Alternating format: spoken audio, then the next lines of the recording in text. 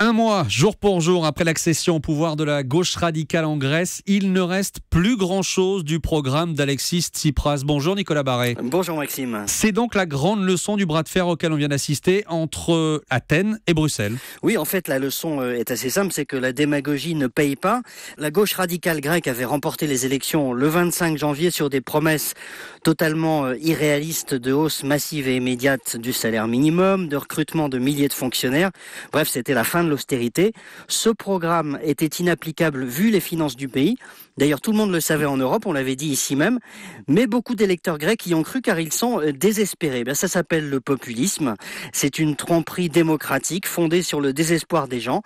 Alors en démocratie, le populisme peut faire gagner les élections, la preuve, mais aujourd'hui, les populistes au pouvoir à Athènes se sont fracassés contre la réalité. Sauf que Nicolas, on peut aussi y voir un déni de démocratie. Le peuple grec a élu un gouvernement qui doit appliquer un programme imposé de l'extérieur. Oui, mais c'est exactement ce qui arrive quand un pays perd sa souveraineté économique, il est plus maître de son destin.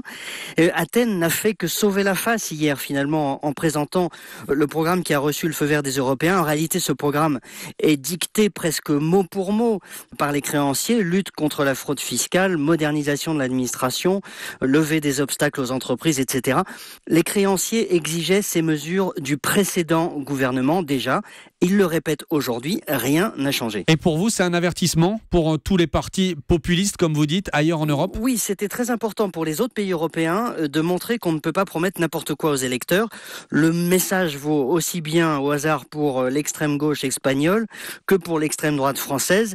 Il ne suffit pas de dire stop à l'austérité, il faut surtout éviter de se retrouver dans cet état de dépendance économique comme la Grèce, car ça veut dire à partir de ce moment-là qu'on n'a plus d'indépendance politique. Ça veut dire que ce n'est plus le Parlement qui fait les lois, ce sont les créanciers. Le destin de la Grèce doit faire réfléchir tout le monde en Europe. Ce n'est plus le Parlement qui fait la loi, ce sont les créanciers. On vous a entendu, l'édito Écho d'Europe 1, c'est tous les matins avec vous, Nicolas Barret, à 8h10, directeur de la rédaction des Échos. À demain Nicolas. À demain Maxime.